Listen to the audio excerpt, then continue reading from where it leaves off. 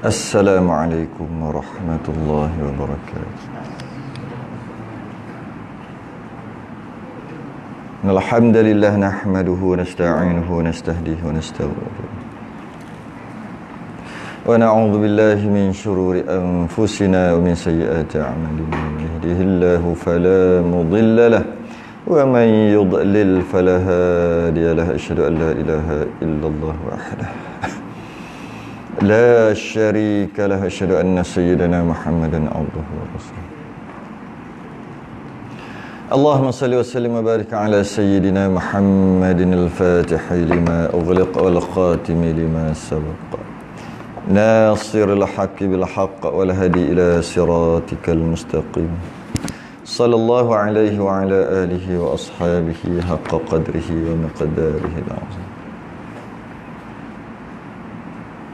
Allahumma nawwir bil kitabi basari wa atliq bihi lisani wa shrah bihi sadri wa sta'mil bihi jasadi bi hawlik quwwatika fa innahu la hawla wa la quwwata illa bik. Subhanaka la ilma lana illa ma 'allamtana innaka antal alimul hakim wa la hawla wa la quwwata illa billahil aliyyil 'azim.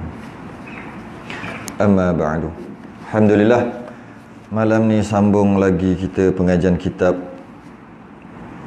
Munyatul Musalli. Kita masih lagi duduk dalam sunat ab'ad.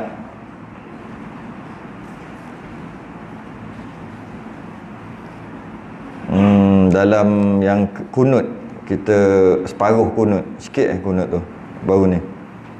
Baru ni apa, semalam. Hari ni kita sambung kunut lagi, insya-Allah kita habiskan muka surat berapa ni? Banyak kitab atas ni. Untung jadi belajar satu kitab. Ada yang tak ada kitab langsung. Mengajar sampai 3 kitab. 1 2 3. Ni buat meja kecil ni. Kalau meja besar buat banyak lagi. Bukannya apa, muka surat apa ni? 9. Yang Jawi, Rumi 22. Masih lagi 22 sunat abad yang ni kan. Ni saya baru dapat hari ni, baru sampai post tadi. Ustaz Raub daripada Melaka, dia rumikan yang Jawi. Dia rumikan dan dia buat agak besar macam ni sikit untuk bagi orang yang suka besar-besar. Sini musalli kan dalam ni. Sama lah. Kalau kita tengok ni besar. Ni kecil kan, tapi sama lah. Dalam ni ada musalli rumi. Oh, ada lagi sikit dia masuk Bahjah Mardiyah kat belakang ni, ada masuk juga Bulughul Maram sikit, bicara niat bab muqaranah. Dia hantar kat kita manfaatkan, baca je lah kan. Sama je ni, sama je. Cuma dia besar. Orang yang ada apa, masalah penglihatan tu elok aku yang besar-besar macam ni. Kita masuk kunut sikit. Kunut sekejap. Kita bahas berkaitan dengan kunut baru ni semalam. Yang ketiga membaca kunut. Yang pertama sunat ab'ad. Sunat ab'ad yang pertama tasyahud awal. Tasyahud awal. Kedua duduk. Dan ini memberi erti bahawasanya tasyahud awal tu baca, duduk tu perbuatan. Dua rukun yang berbeza. Macam kita kira hari tu, kita dah kira dah hari tu. Kalau kita kira tanpa duduk tu ada, maka kita akan kurang satu rukun. Dan hari tu kira pun laju-laju je. Niat, berdiri, takbiratul ihram tu rukun. Kemudian Fatihah. Kemudian rukuk. I'tidal, sujud. Duduk di antara dua sujud. Sujud balik dia tak kira sebab dah kira sujud tu, kira sujud lah kan. Sekali je sujud tu. 2 kali pun dikira rukun tu sekali je. Tahiyat akhir, selawat, salam, tertib. 12. Satu lagi hilang kat mana? Satu lagi tu adalah duduk tasyahud awal. Maknanya kat sini duduk lain, baca lain. Baca tasyahud. Itu sebab tu pertama tu Dia sebut kat sini yang pertama tu adalah tasyahud awal dengan maksud baca. Yang kedua tu tasyahud dengan maksud duduk, iaitu perbuatan rukun fi'li. Rukun fi'li. Baik. Yang kita dah settle dah tu. Dan yang ketiga, masuk yang ketiga. Masuk yang ketiga membaca kunut, dan kita dah bahas sikit berkaitan dengan kunut, rukun doa kunut. Sebab membaca kunut adalah doa. Sama juga perkataan yang keluar kat mulut. Yang nombor 4 berdiri. Yang ini baru berdiri. Jadi kita bincang yang pertama tu maksud bila sebut yang ketiga membaca kunut dengan maksud keluar perkataan, keluar kat mulut. Macam tadi ya. Macam tadi tahiyat ataupun tasyahud keluar kat mulut. Duduk tasyahud cerita lain. Dua. Yang ni pun sama juga. Kunut maknanya membaca kunut maknanya keluar kat mulut tu. Kan? Kalau yang keempat berdiri maknanya berdiri tu. Itu rukun, bukan rukun. Itu sunat ab'ad yang lain. Yang tadi sunat ab'ad yang lain, ni sunat ab'ad yang lain. Tasyahud awal sunat ab'ad yang lain, duduk sunat ab'ad yang lain. Betul. Kalau tahiyat akhir, tahiyat akhir bercakap sebut tu, tahiyat akhir tu membaca tahiyat akhir sunat rukun yang lain, duduk tu rukun yang lain. Tu berbeza, beza yang kita kira tadi. Membaca kunut adalah maksud baca, dan kita dah sebut sebelum ni doa kunut atau rukun kunut, rukun doa kunut ada 4. Pertama puji Allah, berdoa pada Allah, selawat dan salam. Cukup 4 ni, maka cukuplah namanya kunut. Kita dah bahas lah. Yang terbaik yang kita dah baca Allah mahdini fi man hadait tu sampai habis. Kemudian kita habis kat situ kan. Habis kat situ je. Dan kita sambung sikit malam ni kunut ni. Kunut ada 3 jenis. Satu kunut subuh, satu kunut witir, satu lagi kunut nazilah. Kunut subuh, tiap-tiap subuh kita baca. Hukumnya sunat ab'ad, meninggalkannya sunat sujud sahwi. Yang kedua kunut witir pada 16 Ramadan ke atas, 16 sampai 30 Ramadan sembahyang tarawih, lepas tarawih ada witir. Witir tu di penghujung sekali, last sekali mayang buat 1 rakaat tu. Kalau buat 3 rakaat, yang ketiga tu lah. Kalau buat 2-1, 2 tu tak ada kunut lah. Yang ketiga tu ada. Kalau buat 3 terus pun boleh. Tanpa 2-1. Diselangi dengan tahiyat awal ke, tak kisahlah. Cuma yang ketiga tu adalah kunut. Kunut tu nama kunut witir. Bacaannya Allah mahdini juga. Hukumnya sunat ab'ad. Kalau tertinggal ataupun sengaja tinggal, sunat sujud sahwi. 2 dah. Yang ketiga kunut nazilah. Kunut nazilah bahasa lain dipanggil kunut petaka. Boleh tak? Bahasa Melayu panggil tak? Bahasa kitab dulu dia panggil kunut petaka. Maksud kena mala petaka. Betul lah. Maka bila kena mala petaka, maka ada kesunatan untuk baca kunut tu. Nama kunut tu kunut nazilah. Kunut nazilah hukumnya sunat hai'ah. Jika tertinggal sujud sahwi, batal sembahyang. Jadi maksudnya kunut nazilah tak boleh sujud sahwi. Terlupa ke, sengaja tinggal ke apa ke, sujud sahwi batal pula. Sedangkan kunut subuh dan kunut witir sunat sujud sahwi jika tinggal. Kunut nazilah siapa sujud sahwi batal. Batal. Cuma kunut nazilah ni panjang, kita akan bahas bila masuk dalam babnya nantilah. Macam kita sekarang boleh tak baca kunut nazilah? Satu ulama bahas satu persatu lah. Ada yang kata kunut nazilah ni apabila bencana tu datang dekat semua orang Islam. Kesusahan, kalau wabak lah, kalau kesusahan lah, mudarat darurat lah, yang kena dekat semua orang Islam, maka ada tuntutan, ada kesunatan kunut nazilah.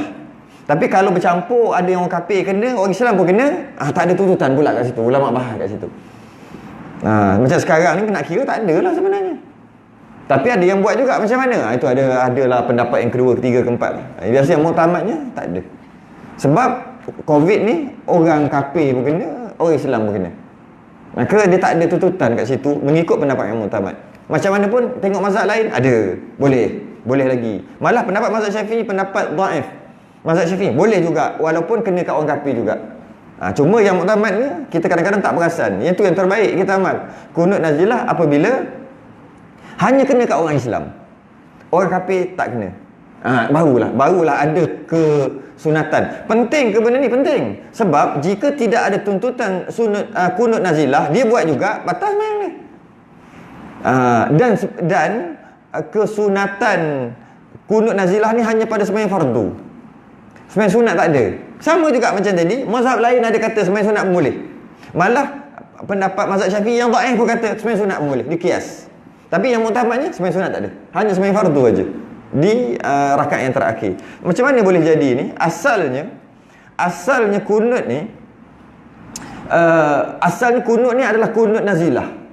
Cuma ulama bahas macam-macam. Adakah ketika pertama kali Nabi baca kunut nazilah, kunut petaka tadi ni, kunut nazilah, adakah sebelum tu Nabi dah baca kunut ataupun tidak? Ada sahabat yang mengatakan sebelum tu dah baca dah, tapi waktu tu nama kunut tu kunut subuh. Kemudian ada berlaku petaka, kita akan cerita sekejap lagi cerita tu, petaka. Kerana bermula daripada tu Nabi tukar kunut dia, kunut nazilah. Dan apabila setelah sebulan petaka tu tak ada, mana petaka tu dah tak ada ataupun dah terangkat, maka berhenti, Nabi terus sambung kunut yang nama kunut yang sebelum petaka tu Nabi dah baca dah. Tapi ada setengah sahabat kata tak, sebelum tu mana dia baca. Bermula kunut ni adalah kunut nazilah. Bermula situ. Itu yang bahas. Jadi mazhab Syafi'i, mazhab Maliki ada kunut, mazhab Hambali dan Hanafi tak ada kunut. Kunut subuh tak ada. Sebab yang Nabi baca tu kunut nazilah. Jadi kita akan cerita sedikit berkaitan dengan kunut ni, sikitlah, tak banyak pun cerita. Yang mana kunut subuh dia adalah khilaf dalam agama kita. Bila khilaf, maknanya dia tak akan selesai sampai kiamat. Siapa yang duduk bermuzakarah, bagus, berbincang, bagus. Tapi kalau sampai kata benda tu tak ada ke, bid'ah ke apa ke, tak cerdik langsung. Sebab daripada dulu lagi, daripada zaman sahabat lagi, kunut ni khilaf. Maknanya bila khilaf, kena faham maksud khilaf. Khilaf ni maksudnya tak akan selesai sampai kiamat. Tu maksud khilaf. Kalau boleh selesai, dia bukan khilaf. Dua-dua ada hujah, dua-dua boleh terima. Kalau pakai hadis, dua-dua sahih. Kalau pakai ayat Quran, dua-dua ayat Quran. Dua-dua ada hujah. Dan dua-dua hujah boleh terima. Bila macam tu, mana satu betul? Tak boleh. Tak akan settle sampai kiamat. Maka namanya khilaf. Jadi siapa yang duk bahas lagi, nak cari lagi, tak cerdik lah. Sebab namanya khilaf, nak cari apa lagi? Dah khilaf kan? Duk cari dengan maksud nak cari selesai kan? Tak boleh, tak ada. Sebab nama dah khilaf. Kalau boleh selesai, tak nama khilaf lah. Tak apa, kita boleh selesaikan. Oh, maknanya ulama dulu, tabi'in ulama Imam Syafi'i dulu, oh, kurang sikit. Dia lagi cerdik ke? Sampai dia boleh settlekan khilaf tu. Imam Syafi'i kata dia adalah khilaf. Jadi sepatutnya tak perlu dibincang. Dengan maksud tak perlu diselesaikan masalah tu, sebab dia sampai kiamat tak akan selesai. Cuma boleh muzakarah. Kenapa macam ni? Kenapa macam ni? Apa hujah dia? Tu boleh. Memanglah, kalau takkan langsung tak nak bincang berkaitan dengan khilaf ni, kena bincang juga. Tapi bincang dari sudut ilmiah lah. Dari sudut kenapa jadi macam ni, kenapa Imam Syafi'i kata macam ni, oh ini hujahnya. Itu boleh. Yang tak bolehnya nak selesaikan khilaf tu, tak boleh. Sebab dah nama khilaf, dia tak akan selesai sampai kiamat. Jadi dia adalah satu khilaf dalam agama kita, kunut subuh ni. Dia bermula daripada satu peristiwa. Nama peristiwa ni Bi'ru Ma'unah. Bi'ru ni telaga. Ma'unah ni telaga yang satu tempat nama Ma'unah. Di satu telaga. Peristiwa ni berlaku pada satu ketika ada orang datang. Cerita tu saya tak nak cerita sangat, cerita lebih kurang je, cerita yang tak ada kena-mengena dengan cerita ni. Datang untuk minta nak masuk Islam dan nak minta hantar wakil pergi ke kampung dia untuk Islamkan orang kampung dia. Maka Nabi hantar beberapa orang. Ada riwayat kata 10 orang, 7 orang dan sebagainya. Hantar beberapa orang, yang terbaik lah sebab nak mengislamkan. Maka pergi perjalanan, dalam perjalanan tu sampai ke sana, diorang kepung. Sampai ke kampung tu, diorang kepung. Oh ini agama baru, diorang pergi bunuh sahabat Nabi hantar tu, pergi bunuh.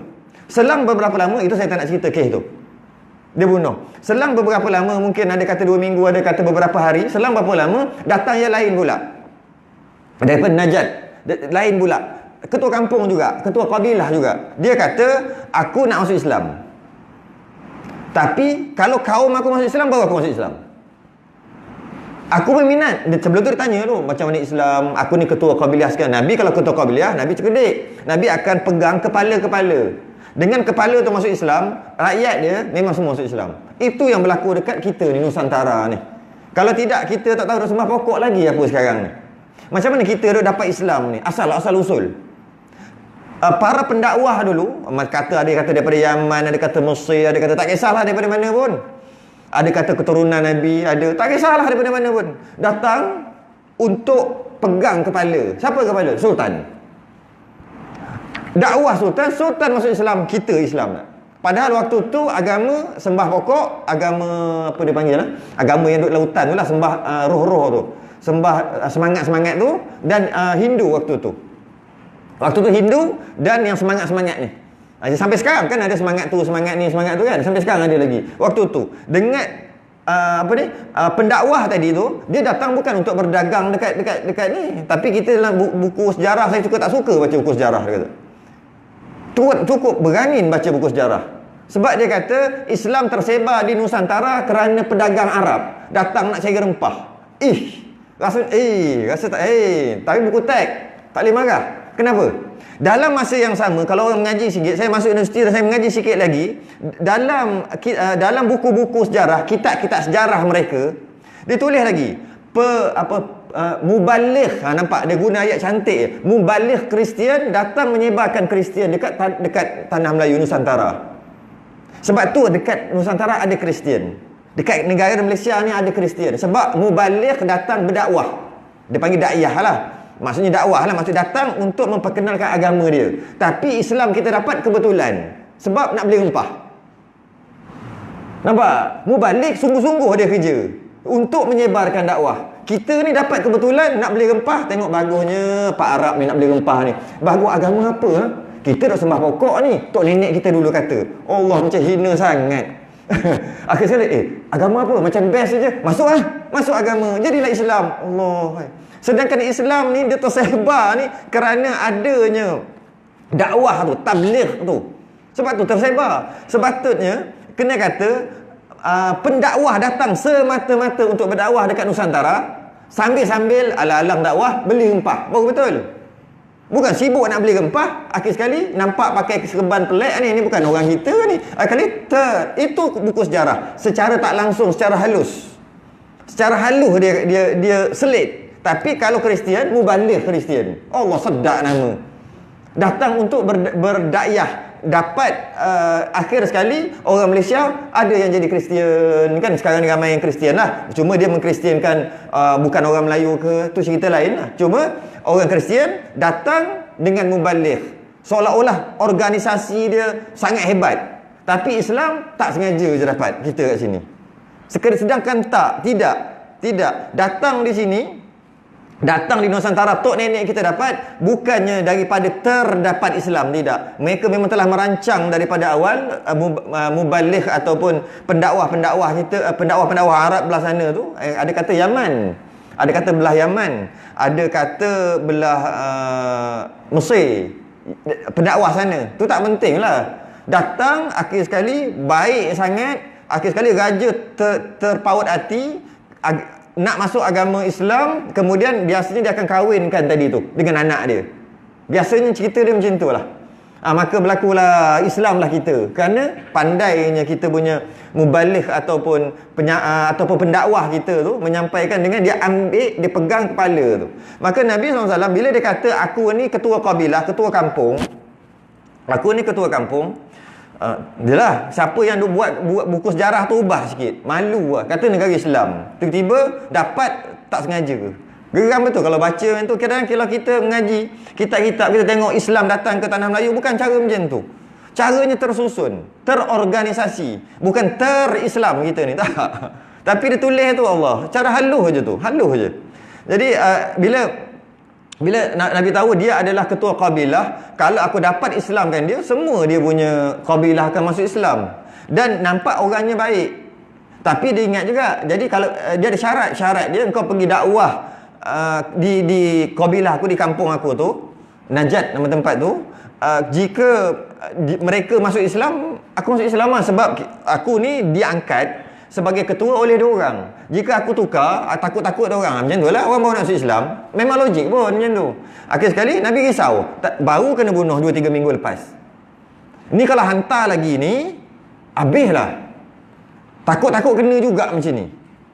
Nabi mula tak nak, macam-macam lah, panjang lah sikit tu, saya pendek kan, macam nak tak nak. Akhir sekali dia dapat Nabi dapat dia panggil apa, janji daripada ketua kabilah ni. Dia kata aku akan garanti, macam tu lah. Bila ketua kabilah kata waktu tu garanti, maka boleh percaya, sebab dia takkan tipu walaupun dia cakap tu dengan musuh dia. Dia memang ada sikap-sikap orang kabilah waktu tu lah. Bila Nabi dengar garanti macam tu, maksudnya dia akan menjaga keselamatan semua ni.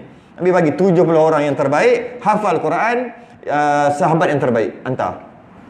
Sampai kemudian dan yang ketua kabilah ni hantar juga utusan dia, postman dia, untuk bagi tahu orang kampung sana bahawasanya wakil Nabi akan sampai untuk menceritakan tentang Islam dan sebagainya. Anak saudara dia ni, dia banyak riwayat. Saya ambil satu riwayat. Dia ada 3-4 riwayat bab ni.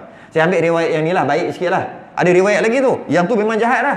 Yang beritahu Nabi tu awal-awal dah jahat. Ini yang baik sikit, riwayat yang mengatakan dia okey, ketua kabilah okey. Bila dia hantar dekat anak saudara ni timbalan kot, bawah sikit daripada dia.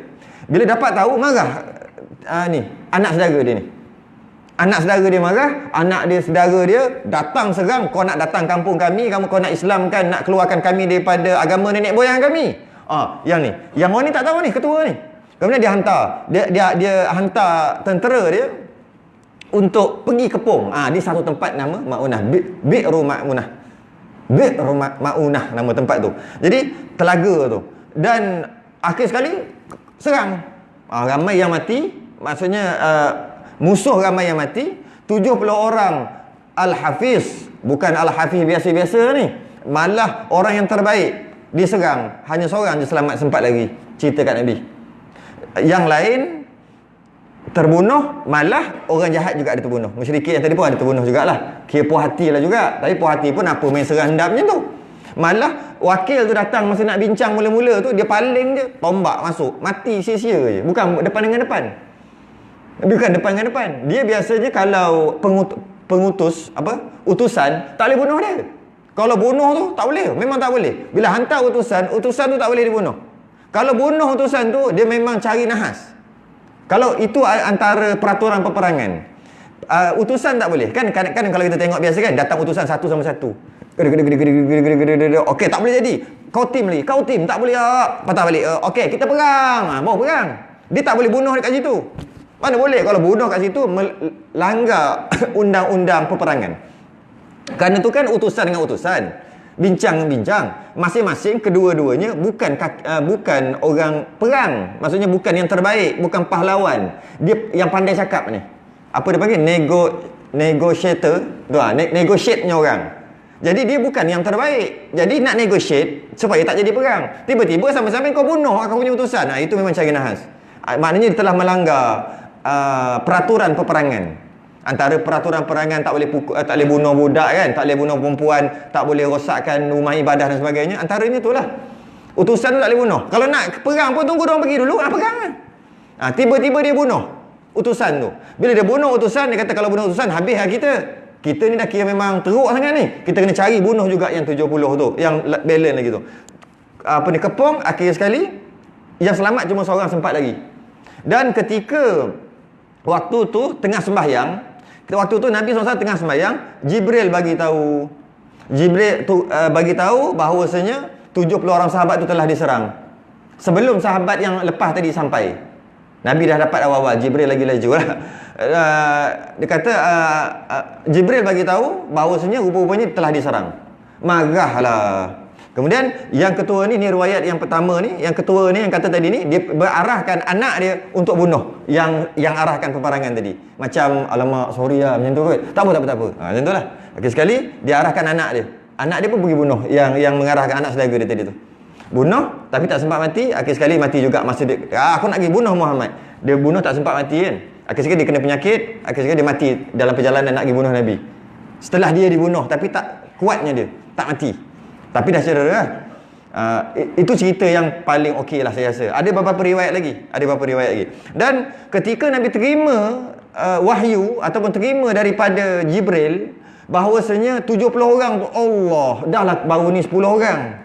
Kena lagi. Bermula pada saat tu Nabi baca kunut nazilah tak berhenti-henti di rakaat yang terakhir 5 waktu. Bukan sembahyang sunat. Sembahyang sunat tidak, sembahyang fardu 5 waktu. Ujung, maksudnya yang rakaat yang terakhir. Selama sebulan. Ada yang kata, ada riwayat sahabat kata Nabi baca kunut yang sebulan tu ketika sebelum rukuk. Maksudnya walam yakul lahu kufuwan ahad, Nabi tak baca macam tu. Saya je baca walam yakul lahu kufuwan ahad, kemudian Allahumma hdini. Lepas tu kalau tak Allahumma hdini pun, lepas habis pada tu baca kunut nazilah. Apa? Ya Jabbar ya Muntakim, Allahumma ya munzilal kitab wa ya mujriyas sahab, itulah. Wa ya hazimal ahzab ihzibhum wansurna alaihim. Semua ayat kalau kita baca tu, kalau kita faham, meremang mulut rama tu. Kalau faham. Kalau amin saja tak faham, tak kata dia apa. Tapi kalau faham, meremang tu. Apa maksud dia cerita tu? Kalban min kilabik ya qahar ya Jabbar ya Muntakim. Oh, meremang mulut rama. Semangat naik. Kalau faham. Tapi baca kunut nazilah sehingga sebulan. Ini yang sahabat kata Nabi baca sebelum tu kunut subuh, pada waktu subuh. Kemudian ketika berlaku peristiwa ni, Nabi tukar kunut subuh kepada kunut nazilah. Sebenarnya Nabi baca kunut subuh dah lama dah. Tu ada riwayat kata tu yang kita ambil tu. Kemudian bila sebulan Nabi berhenti. Bila berhenti tu sambunglah balik subuh. Ada sahabat kata tidak, kunut nazilah tu adalah yang pertama Nabi baca. Bila Nabi berhentilah. Maknanya tak adalah kunut subuh. Itu mazhab Hanafi dan Hanbali. Tu kata dia tak boleh selesai sampai kiamat benda ni. Tak boleh selesai sampai kiamat. Kunut ni tak boleh selesai sampai kiamat. Nak sama ada nak yang betulnya buat ke, yang betulnya tak buat. Tak boleh selesai. Kerana dia dua-dua betul. Dia bukan dua-dua tak betul, dua-dua betul. Tak boleh selesai sampai kiamat. Okey. Jadi sehinggalah sebulan turun ayat surah Ali Imran ayat 128, laisa laka minal amri syai'un aw yatuba alaihim aw yu'adzibahum fa innahum zalimun. Dan tak ada sedikit pun campur tanganmu dalam urusan mereka itu, wahai Muhammad. Allah tegurlah, macam kita tegurlah, atau Allah menerima taubat mereka kalau mereka bertaubat, orang yang bunuh tadi, atau mengazab mereka. Allah nak azab ke? Tak ada kena-mengena kamu, wahai Muhammad, kerana sesungguhnya mereka itu orang-orang yang zalim. Sebab Nabi marah sangat sampai baca sungguh sangat nak suruh turun bala dekat diorang ni. Bukan bala, balas balik perbuatan diorang ni. Tu yang tepat tu. Bukan turun bala, balas balik perbuatan mereka tu, yang mereka menipu macam tu. Akhir sekali Allah kata itu bukan urusanmu, wahai Muhammad. Sama ada mereka bertaubat, aku akan terima taubat, ataupun aku tak terima, itu bukan urusanmu. Maka Nabi macam ditegur lah, seolah-olah macam ditegur. Nabi berhenti, tak baca dah. Sebulan Nabi baca, tak baca dah. Bila Nabi tak baca kunut nazilah, barulah berlaku khilaf lah. Sebahagian sahabat dia tahu daripada awal Nabi baca sebelum kunut nazilah tu, Nabi dah baca kunut dah ketika subuh. Cuma ketika peristiwa ni Nabi baca kunut nazilah dekat subuh, kunut nazilah dekat zuhur, dekat asar, dekat maghrib, dekat isyak. Tapi sebelum tu hanya baca subuh, kunut subuh. Sahabat lain kata tidak. Sahabat kata tak, sebelum tu mana ada kunut nazilah yang pertama. Itu jadi khilaf. Itu jadi maknanya bab kunut ni tak payah duk bincang. Maksud tak payah duduk, bukan bincang, tak payah duk selesaikan. Sebab dia tak boleh selesai. Tak mungkin boleh selesai. Jadi kerana dia khilaf. Bila khilaf, terimakanlah dia sebagai khilaf. Saya biasa sebut bahasa orang putih, dia kata apa? Agree to disagree. Dah duduk Blackstone kan? Blackstone kan orang putih kan? Blackstone batu hitam kan? Kena cakap orang putih. Agree to disagree. Maksudnya setuju untuk tidak bersetuju. Masing-masing ulama ni setuju untuk tidak bersetuju. Aku tak setuju sebenarnya tak ada kunut. Dia kata aku tak setuju. Saya kata sebenarnya ada kunut. Akhir sekali boleh settle. Nak kena panggil sahabat balik ya? Nak panggil Nabi tak logik. Panggil sahabat balik. Nak panggil macam mana, sahabat dah wafat lama dah. Habis tu macam mana? Habis macam mana? Macam ni lah. Kita bersetuju untuk tidak bersetuju lah. Bersetuju untuk tidak bersetuju. Iyalah, bersetuju untuk tidak bersetuju. Okey tak? Okey. Nama khilaf. Bahasa Arab nama khilaf. Sebab tu tak boleh bahas dah. Bahas lagi buat apa? Dah kena bersetuju untuk tidak bersetuju. Tu yang kadang-kadang orang tak cerdik tu. Dia kata mula-mula, dia kata, saya pernah dengar lah perkara ni. Dia kata ini khilaf yang mu'tabar. Oh sedap, sejuk telinga dengar. Khilaf yang mu'tabar. Maka berlapang dada, jangan kerah bergenda-genda kunut ni. Nak buat pun boleh, tak nak buat kan sunat. Mula dengar cantik dah. Lama-lama orang yang sama juga dia kata Nak buat pun tak apa, tak buat pun tak salah, sah je. Masih lagi sejuk. Lama-lama dia tukar ayat sikit. Dia kata siapa baca kunut tu sebenarnya kurang afdal lah. Dia tukar lah. Sebab kunut tu hadis dhaif. Tapi okey lagi baca. Tu mula-mula macam tu. Lama tukar lagi. Kunut tu sebenarnya tak ikut sunnah. Hadis tu. Lama kunut bid'ah. Habis. Sedangkan tak payah bincang, tak perlu bincang. Perkara itu tidak perlu dibincangkan dari segi nak menyelesaikan masalah kunut tu. Kenapa dekat Mekah? Kalau kat Mekah tu ada kunut, sepatutnya kita tengok Mekah lah. Mekah tu tempat yang berkat, tak ada kunut. Tiba-tiba kita pula nak ada kunut. Nampak? Tak payah bincang. Jadi nampak tak cerdik. Agama kita bukan ambil kat Mekah. Agama kita bukan ambil kat Mekah. Habis kalau kat Mekah ada yang kencing berdiri, ikut dia kencing berdiri. Kencing selak macam tu. Ada Pak Arab kencing selak macam tu je. Tak, kita bukan ambil dengan Arab. Kita bukan ambil dekat Mekah agama. Tidak, kita ambil dengan Nabi. Cuma Arab tu memang iyalah, dia bangsa Arab, bangsa yang mulia lah. Tapi agama kita bukan ambil kat situ. Jadi dia tak boleh jadi hujah. Walaupun mazhab Maliki, Madinah boleh jadi hujah. Ahli Madinah boleh jadi hujah. Mazhab Maliki. Maksudnya apa yang ahli Madinah tu buat menjadi hujah. Bahawasanya Nabi dulu buat juga dulu. Itu mazhab Maliki. Mazhab Syafi'i tak terima. Itu pun Madinah saja, bukan Mekah.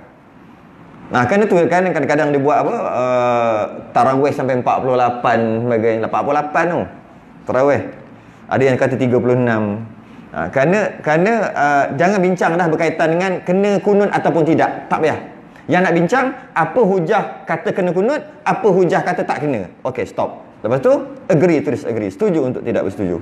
Okey. Keempat, tu ketiga, kunut sikit cerita. Yang keempat, berdiri. Jangan lupa, berdiri itu cerita lain, sunat aba'ad. Sunat aba'ad berdiri. Yang kelima, jadi kalau kita dapat faham kat sini, jika dia tak boleh berdiri, dia duduk. Dia tak boleh berdiri, dia duduk. Ketika rakaat yang kedua, dia tak boleh berdiri, dia sakit, duduk atas kursi atau duduk bawah. Kita ambil duduk bawah lah. Rakaat yang kedua, dia pun baca Fatihah. Kemudian dia rukuk. Kemudian dia i'tidal. I'tidal tu duduk lah. Kan? Sebab dia tak mampu untuk berdiri. Sunat tak kunut? Sunat. Allahumma hdini. Sunat. Sebab walaupun dia duduk, bukan bermakna dengan dia duduk tu, maka tak payah baca. Tidak. Sebab baca tu sunat aba'ad yang lain, berdiri tu sunat aba'ad yang lain. Jika tak mampu berdiri, duduk. Tapi baca, cerita lain. Jangan cerita, sebab aku duduk, tak boleh baca. Tidak tak. Itu dua cerita. Dua hukum yang berbeza. Yang berdiri dan membaca kunut. Yang kelima, selawat atas Nabi. Kemudian selepas daripada tasyahud awal, dia kembali balik cerita tadi, maksudnya cerita yang semalam, iaitu tasyahud awal baca selawat atas Nabi adalah sunat aba'ad.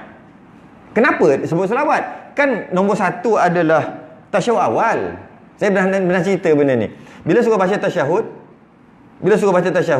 ada saya interview ada beberapa orang lah atas, adalah kadang-kadang kita interview orang macam nak jadi imam ke apa, kita interview orang suruh, jadi kita interview lah. Antara yang saya suruh baca tahiyat atau tasyahud. Setakat ni nak tahu tujuan suruh baca, bukan kata dia tak reti baca, nak jadi imam ni. Kadang-kadang 30 juzuk dalam dada. Kadang-kadang dah semayang, kita tengok rupa tu dah semayang 50 tahun dah tu. Tengok janggut putih 50 tahun dah semayang tu. Tapi kenapa tujuan dia? Nak bagi tahu dia faham tak fiqh tu. Sebab nak jadi imam nombor satu fiqh kan. Jadi bila baca tasyahud, dia pun bacalah at-tahiyatul mubarakatus salawatut tayyibatu lillah. Assalamualaikum ayuhan nabi wa rahmatullahi wa barakatuh. Assalamu alayna wa ala ibadillahis salihin. Asyhadu an la ilaha illallah wa asyhadu anna Muhammadar Rasulullah. Allahumma salli ala Muhammad. Suruh baca tasyahud awal, dia pun Allahumma salli ala Muhammad. Orang suruh baca tasyahud, dia pergi baca tasyahud dan selawat. Selawat lain, selawat lain ni, lain beza tu. Dan dia buat nombor 1, 2, 3. Tasyahud, tahiyat tu nombor 1. Selawat nombor 5. Maknanya dia dua perkara yang berbeza. Bila orang suruh baca tasyahud, kenapa baca tasyahud dan selawat? Maknanya dia tak faham. Nanti kalau dia tak detail dalam masalah semayang ni, yang Muafiq Masbuk tak payah tanya. Tu antara tanda-tanda tu. Muafiq Masbuk tak payah tanya lah. Tak payahlah tanya. Tak payah, memang habis lah. Benda-benda simple macam tu. Kadang-kadang suruh baca wassallallahu tu. Wa sallallahu sampai habis. Wa sallallahu ala sayyidina Muhammadin nabil ummi wa ala alihi washabihi wa barik wa sallim. Tak payah. Malu pegang mic orang baca macam tu. Apa salah kat mana dia? Macam betul lah. Kena baca balik. Wa sallallahu ala sayyidina Muhammadin nabil ummi wa ala alihi washabihi wa barik wa sallim. Yang barik wa baraka wa sallam. Wa baraka wa sallam bukan wa barik wa sallim. Benda kecil macam tu lah. Benda kecil macam tu kalau dah yang itu dia tak dapat jaga sungguh-sungguh, yang lain muafiq masbuk tak payah nak sembang yang tu. Maka biasanya pangkah besar sikit di situ. Nak jadi imam antara kalau saya interview lah. Dia tak tanya benda-benda tu. Baca surah sajadah. Taknya. Biasa kalau nak jadi imam itu dulu kan. Dia tak tanya yang tu sebab biasanya dia dah standby awal-awal lah. Yang dia standby semua tak tanya. Allah kata kalau ustaz ni interview aku, jawabnya memang tak kena bukan yang dia jangka. Soalan spot tu memang tak keluar. Suruh baca Fatihah. Tak payah. Kau dah baca buah kat rumah dah. Kau depan cermin kau baca semalam sampai tak tidur-tidur kan. Tahu dah. Nak jadi imam mestilah Fatihah. Tak payah dengar. Tak boleh dengar pun. Tak payah dengar. Dia baca A'udzubillah, baca tiap-tiap rakaat ataupun rakaat yang pertama saja. Allah. Yang tu Allah. Aku tak suruh dia baca, tak suruh baca, tapi A'udzubillah baca tiap-tiap rakaat ke pertama. Yang sunat lah, sunat. Yang tu. Jadi saya dapat tahulah. Jadi nombor 5 tu selawat dengan maksud tasyahud dengan selawat cerita yang lain. Kalau orang suruh baca tasyahud, jangan baca selawat. Memanglah boleh. Tapi orang tanya ayam berapa kaki, dia kata itik 2 kaki. Betul tak betul? Betul tapi salah tak? Ayam berapa kaki? Itik 2 kaki. Kucing 4 kaki. Dia tambah lagi. Lembu 4 kaki, harimau pun 4 kaki. Nak bagi tahu hebatnya dia. Tapi jawab soalan tak? Pangkah. Dia tak tahu lah tu. Jadi bila kata baca tasyahud, dia pergi baca tasyahud, selawat atas Nabi, selawat atas keluarga, kama sallallahu ta'ala, sekali Ibrahimiyah. Nak bagi tahu dia tahu. Tak jawab soalan. Pangkah juga. Orang suruh baca tasyahud, dia baca semua. Okey. Yang keenam, selawat atasnya kemudian daripada kunut. Maknanya kalau baca kunut, janganlah sampai wasallallahu. Sebab kunut bukan. Kunut tak sampai wasallallahu tu. Sebab selawat tu sunat ab'ad yang lain. Wasallallahu maksudnya selawat atas Nabi. Kemudian daripada selepas kunut. Jadi kalau orang suruh baca kunut, baca sampai mana? Wa qini bi rahmatika syarra ma qadait fa innaka taqdi wa la yuqda 'alaik wa innahu la yazillu man wa la yu'azz. Tabarakta rabbana wa ta'ala lakal hamdu 'ala ma qadait wa nastaghfiruka wa natubu. Wa nastaghfiruka wa natubu. Wa astaghfiruka wa atubu ilaik. Kat situ. Habis kat situ je. Jangan wasallallahu. Wasallallahu je pangkah. Okey. Sebab wasallallahu tu sunat ab'ad yang lain. Ketujuh, selawat atas Rumi macam mana? Rumi Ali tu. Ali. Sebab alif dia macam tu, lepas tu lam tu tak ada kan. Sebab orang boleh baca al kan. Sebenarnya Ali. Macam surah Ali Imran, bukan Al Imran Ali tu keluarga Imran. Tu surah Ali Imran. Yang ni Ali dengan masuk keluarga. Oh, dalam kurungan dah ada keluarga. Oh, untung Rumi. Jawi mana ada. Selawat atas Ali tu dengan masuk keluarga. Ali, jangan baca al. Ali. Kemudian daripada tasyahud akhir. Lepas tasyahud akhir tu tasyahud akhir ke atas keluarga. Kemudian daripada tasyahud akhir. Bila tasyahud akhir adalah rukun. Selawat ke atas Nabi adalah rukun juga. Hati-hati kat situ. Kemudian selawat atas keluarga. Kan? Allahumma salli ala Muhammad wa ala ali tu sunat ba'd. Jadi kalau tahiyat akhir dia Allahumma salli ala sayyidina Muhammad. Assalamualaikum warahmatullahi, sah sembahyang. Walaupun tak ada wa ala ali. Sebab wa ala ali tu sunat ba'd. Tapi kalau tinggal sunat sujud sahwi. Okey. Yang ke-8 selawat atas ali lagi sekali. Keluarga. Kemudian daripada kunut. Wa sallallahu ala sayyidina Muhammadin nabil ummi wa ala ali. Yang tu sunat ba'd. Wa ala ali tu sunat ba'd. Jadi kalau kita kira secara detail termasuk berdiri dan bacaan qauli secara detail sunat ab'ad jenis perkataan dan jenis perbuatan asalnya ada 2. Asalnya dua, iaitu kunut dan tahiyat awal. Secara umum macam tu. Tapi kita perincikan dalam kitab kita jadi 8. Sebab kunut ada berdiri, cerita lain kan. Itu sunat abang yang lain. Akhir sekali dia jadi 8. Lepas masuk selawat-selawat tadilah, jadi 8. Sebenarnya kalau kita perinci lagi ada 20. Semalam saya sebut 21, silap. 20. Perincikan lagi ada 20 sebenarnya. Dalam 2 jadi 8, 8 tu boleh jadi 20. Iaitu ada 14 dekat kunut. Ada 14 dekat kunut. Pertama kunut tu sendiri. Pertama kunut. Okay? Yang kedua berdiri. Masa baca kunut tu berdiri. 2 dah. Yang ketiga selawat atas Nabi. Selawat atas Nabi ketika kunut tu. Yang keempat berdiri ketika selawat. Berdiri ketika selawat. Yang kelima salam. Salam pada Nabi. Bukan selawat aja, salam sekali.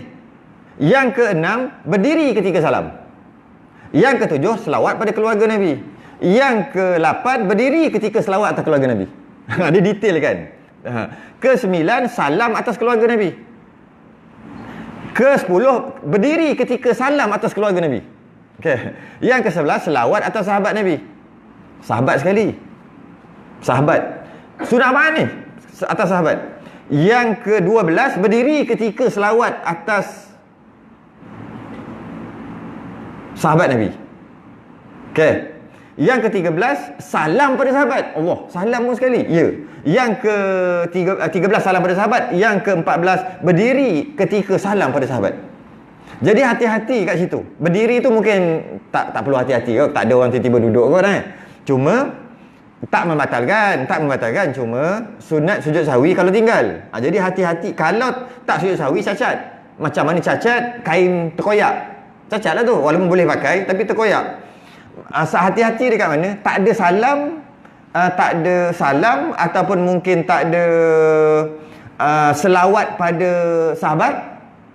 Selawat pada sahabat. Mungkin tak ada salam pada sahabat. Sebab saya tak sebut selawat pada Nabi sebab orang tak tinggal yang itu. Saya sebut yang biasa bimbang takut tertinggal.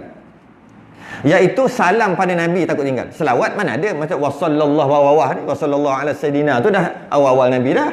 Yang ujung tu takut tertinggal salam pada Nabi, tertinggal selawat pada keluarga. Mungkin orang tak tinggal kot Tertinggal salam pada keluarga Nabi. Tertinggal selawat pada sahabat. Tertinggal salam pada sahabat. Macam mana boleh tertinggal? Kita cuba baca. Sallallahu ala sayyidina Muhammadin nabil ummi wa ala alihi. Settle satu kan? Alihi. Wa sahbihi. Itu sahabat. Wasallam satu sahabat. Wa barakah tu sunat hayah. Wa barakah tu sunat hayah. Wa barakah tu sunat hayah. Sunat ba'at. Wasallam. Jadi kalau dia mungkin tersilap, sallallahu alaihi wasallam Muhammadin nabil ummi wa ala alihi wa sahbihi ajma'in. Mana tahu? Tak ada salam, makruh. Satu, ketika dia teringat sunat sujud sahwi nanti. Takut tinggal ataupun tak ada wasahbihi ke?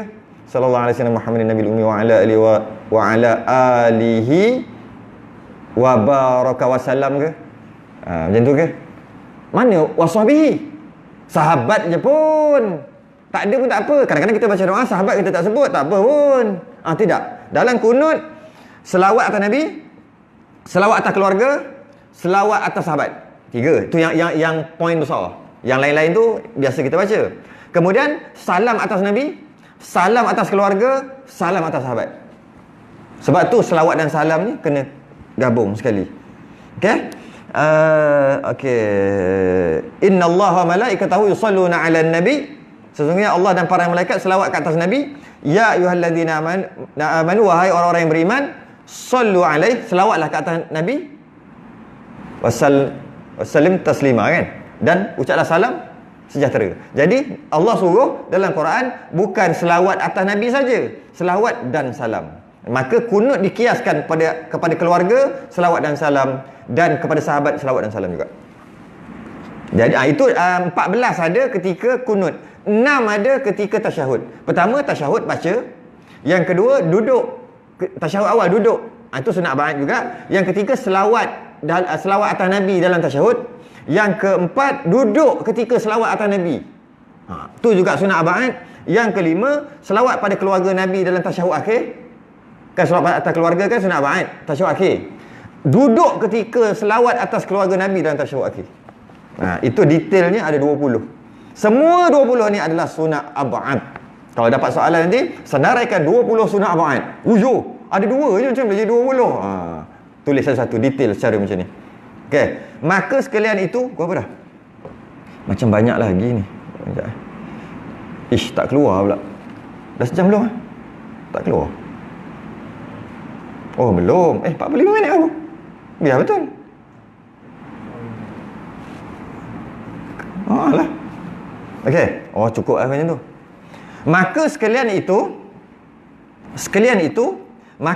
itu, manakala ia meninggalkan satu-satunya, 20 tadi, tak ambil 2 lah. 20 tadi, mana-mana dia tinggal satu. Cuma yang duduk tu rasa tak ada orang buat kan. Tiba-tiba berdiri. Apa hal kau berdiri? Tak ada kan? Okay? Kalau tengah kunut tiba-tiba duduk. Kenapa? Selawat atas keluarga Nabi nak duduk lah. Sunat sujud sahwi. Tak ada orang buat tu. Cuma 20 tadi tu, ataupun kalau dalam kitab kita 8 lah. Mana-mana dia tinggal mana-mana satu, maka sunat dijabarkan dia dengan sujud sahwi. Sunat ditampungkan dia dengan sujud sahwi. Sunat, tak wajib. Jangan pakai perkataan kena je. Kena sujud sahwi. Jangan pakai kena. Guna perkataan sunat. Jangan guna perkataan kena. Kena sujud sahwi tu, jangan. Guna perkataan sunat sujud sahwi. Macam sujud sahwi kerana dia dapat menampung kekurangan yang tadi. Tertinggal tu dapat tampung. Macam mana pun, walaupun dia dapat tampung balik, dia tak macam original lah. Dia soalan macam baju, koyak, kemudian tampung. Ambil, tampung. Memanglah tak nampak dah aurat dia apa semua. Tapi, tak macam original lah. Tak macam original. Malah kalau koyak macam ni, jahit macam ni pun, ada nampak dah macam tu dah. Lain. Tak macam original. Dengan bahasa yang lain, walaupun dia tinggal apa-apa, dan kemudian dia sujud sahwi, tetap tak dapat macam original. Maka ulama bahas ada dua maksud di situ. Maksud yang pertama, jika dia sengaja tinggal sunat ba'ad, memang sunat juga sujud sahwi, tapi tampungan tu, dapat tampung tu tak macam original. Yang kedua, dia memang terlupa, tiba-tiba baru teringat, maka sunat sujud sahwi, tampungan dia tadi tu macam original, sebab dia lupa. Dia bukan sengaja. Jadi sama macam original lah. Ulama bahas kat situ lah. Ada yang kata tidak, tak macam original juga. Maknanya kurang sikit dia punya tu. Walaupun dia terlupa, tak macam original, tetap juga ada kesan, kurang sikit. Okey. Dan kalau makmum sikit pasal makmum, kalau makmum ada buat salah-salah yang disunatkan sujud sahwi, sedangkan dia makmum, maka dia tak sunat sujud sahwi. Contohnya dia tadi baca, dia baca tahiyat awal. Dia tak baca tahiyat awal terus lah, senang, duduk aja. Baca ataupun dia baca separuh. Allahumma salli ala asyhadu an la ilaha illallah wa asyhadu anna Muhammadar Rasulullah. Betul, imam bangun, dia terus bangun. Mana selawat? Ataupun langsung tak baca, samalah juga. Tak baca satu, ataupun tak baca satu ayat, ataupun tak baca semua, sama je, tetap sunat sujud sahwi. Sama je. Dia tak semestinya kena tinggal semua. Malah tak tertinggal satu huruf pun sunat sujud sahwi juga, dah sebut kan.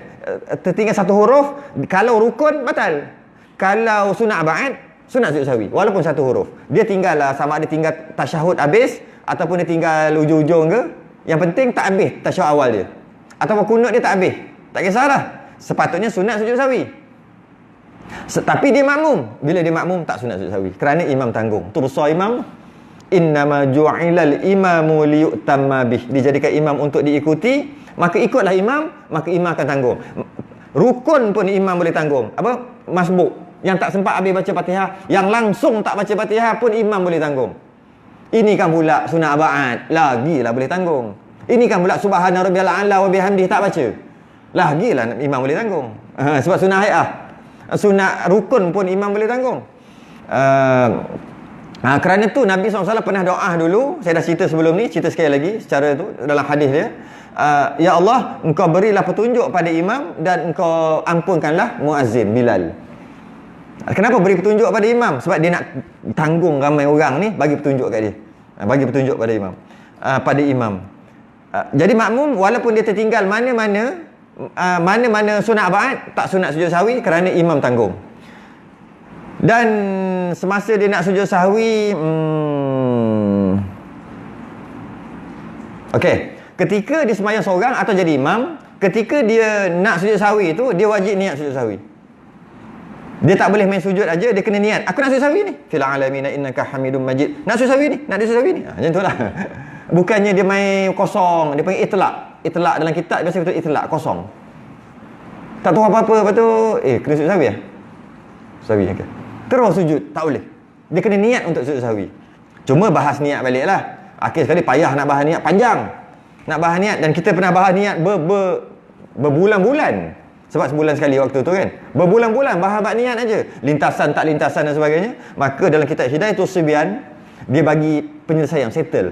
Niat kat dalam hati, baca kat dalam hati, sahaja aku sujud kerana meninggalkan kunut. Sahaja aku sujud sahwi kerana meninggalkan kunut. Sahaja aku sujud sahwi kerana meninggalkan tayat awal dan sebagainya. Ataupun sahaja aku sujud sahwi saja.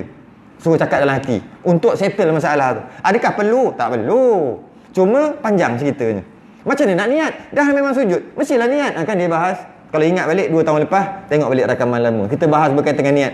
Qasid, ta'arud dan ta'yin tu, iaitu niat yang sebenarnya macam lintasan lah, itulah. Akhir sekali niat tak keluar kat mulut, niat tak tersusun, tidak, panjang lah.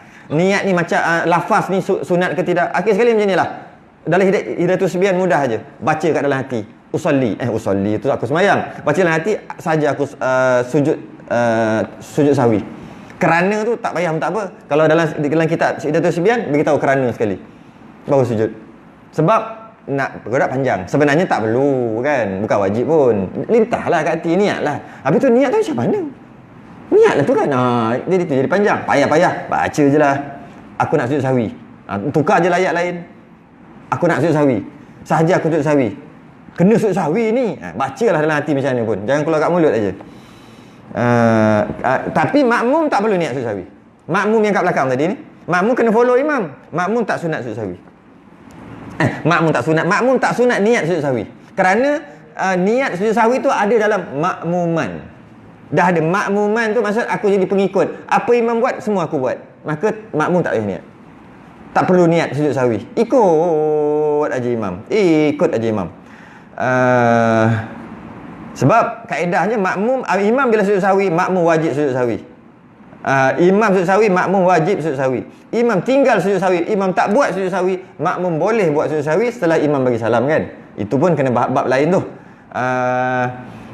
Dan walaupun makmum tadi dia tak tahu, dia tak buat apa-apa kesalahan. Dia tak tahu apa salah imam dan dia tak tahu apa salah dia, makmum tadi. Jadi makmum tetap juga kena sujud sahwi. Walaupun dia kata apa salah, tak salah pun kata makmum tadi. Tetap juga makmum tadi dia kena sujud sahwi ikut imam. Kena. Mesti. Kena tu masuk wajib. Kalau makmum tadi aku tak buat salah, kenapa pula nak sujud sahwi? Batal makmum. Ikut aja imam sujud sahwi. Walaupun makmum tu makmum masbuk. Dia tak tahu apa jadi. Dia pergi masuk, dah lambat dah ni. Allahu Akbar. Allah. At-tahiyatul mubarak. Sebenarnya tak ada Allahu Akbar. Kan? Allahu Akbar, nak duduk tu, sebab imam dah tahiyat akhir. Allahu Akbar, nak duduk tu ada Allahu Akbar? Tak ada. Kenapa saya cakap? Nak bagi tahu duduk. Allahu Akbar, terus duduk. Tak ada Allahu Akbar. Ketika duduk tu, tak ada. Jadi duduk tu, at-tahiyatul mubarakatus salawatut thayyibatu lillah. Allahu Akbar. Wih. Patutnya Assalamualaikum warahmatullahi. Terkejut dia ni. Apa jadi? Apa cerita ni? Apa cerita? Aku tak tahu. Aku masuk. Aku nak tambah 4 je lagi. Aku pun tak salah. Biar imam. Batal makmum tadi. Makmum tadi masbuk tadi batal. Dia kena ikut. Dia tak kisah. Dia daripada awal, dia masbuk, dia muafiq, dia apa sekalipun, imam sujud sahwi, makmum kena sujud sahwi. Walaupun tak tahu salah apa. Okey. Kemudian malah ulama bahas lagi. Kalau tengah baca tahiyat, berhenti tahiyat. Maksud at-tahiyatul mubarakatus salawatut thayyibatu lillah. Assalamu alayka ayuhan nabi wa rahmatullahi wa barakatuh. Assalamu alayna wa ala ibadillahis salihin. Allahu akbar. Sujud. Duduk anda sujud, duduk balik. Asyhadu an la ilaha illallah. Sambung balik, boleh. Tak potong mualat. Sambung balik. Terus sambung. Jika dia bukan nak masbuk apalah, kalau masbuk dia tambahlah rakaat tu lepas imam salam tu. Dia boleh sambung balik. Dia tak boleh macam mana? Baca tahiyat dulu sikit lagi. Allahumma sikit lagi. Allahumma salli. Imam dah Allahu akbar, dia Allahumma salli ala sayyidina Muhammad Nak wa'ala je, sikit lagi. Imam dah sujud sahwi dah ni. Wa'ala ali, imam Allahu Akbar, batal sembahyang dia. Sama ada dia masbuk muafiq ke tak kisah dah. Sama ada dia Bilal yang azab yang tukang komat imam ke tak kisah. Tak boleh. Dia kena terus pergi. Imam angkat kepala je, duduk, dia batal. Sebab dia tak boleh ketinggalan yang tu. Dia bukan 2 rukun panjang, tidak. Dia tak dikira 2 rukun panjang yang tu. Sebab itu bukan rukun tu. Tu sunat, tu sujud sahwi. Walaupun dia sunat, imam buat, tengok peraturan dia. Contoh macam sujud tilawah. Sujud tilawah, pagi Jumaat ke bila-bila ke, imam sujud tilawah, terus Allahu Akbar, sujud tilawah. Dia makmum, dia tak ikut. Ataupun dia kata nak baca sikit lagi. Padahal dia tak baca. Katalah dia tak ikut. Bukan tertidur ke, bukan kan? Tidur mana boleh diri kan? Bukan dia berangan ke, tak dengar ke, bukan. Dia memang sengaja, tak nak. Saja buat lambat-lambat. Ketika dia turun, ketika dia baru nak turun, imam angkat kepala, batal lah. Dia kena turun. Yang dimaafkan ketika dia turun tu, imam angkat kepala. Yang itu dia pun break, se-break yang boleh. Bangun balik kalau boleh. Kalau tak boleh, letaklah kepala sikit. Angkat balik. Dimaafkan sebab dia on the way kan. Takut-takut tak boleh break pula. Tapi kalau dia duduk diam-diam macam ni lagi, imam angkat je kepala, lepas sujud tilawah, batal makmum. Tu tak ada 2 rukun kan? Ada 2 rukun kan? Hukum asal tak boleh ketinggalan daripada imam 2 rukun, tak termasuk yang tadi. Tidak. Dia dimaafkan hanya tu je. Masa dia tengah gerak, imam angkat. Yang tu tak apa, dimaafkan. Sebab dia takkan nak berhenti kan. Kalau dia boleh berhenti tengah-tengah.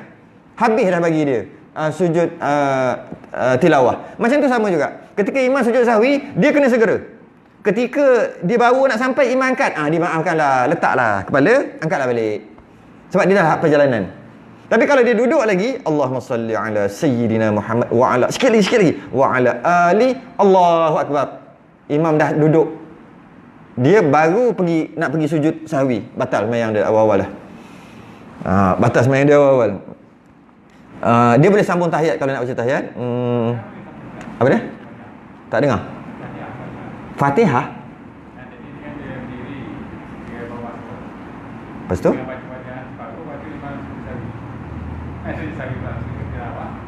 Boleh, sama, boleh. Maksudnya bahasa lain, sujud tilawah dengan sujud sahwi tak putus mualat. Cuma sujud sahwi tu bab tasyahud lah, bab tahiyat lah kan. Sujud tilawah tu bab Fatihah, tengah baca. Kemudian imam sujud tengah-tengah.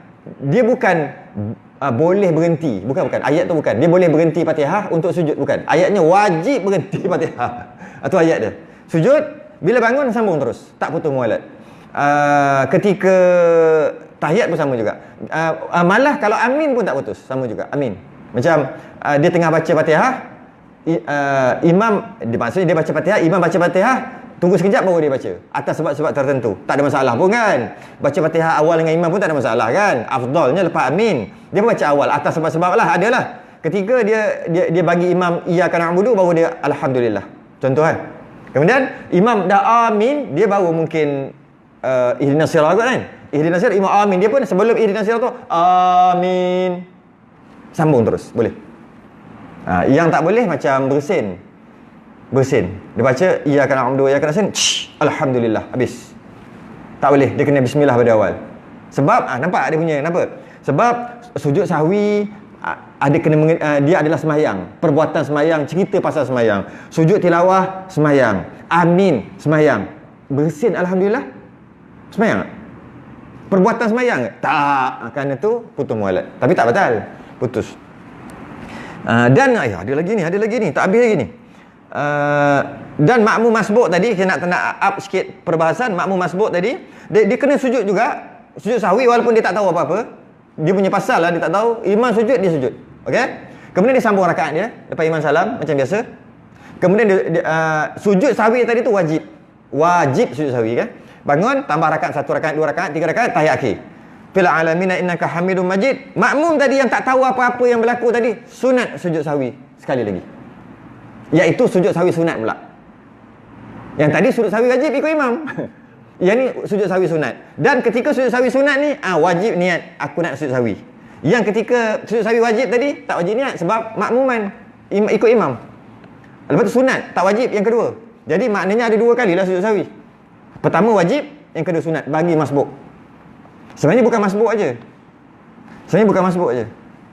Sebenarnya tak masbuk pun sunat juga sujud sahwi. Imam tinggal kunut, makmum baca kunut pendek. Maknanya imam ada buat salah. Bila imam ada buat salah, salah yang tak membatalkan lah. Maka imam pula tak sujud sahwi. Makmum baca kunut. Sepatutnya makmum, aku baca kunut.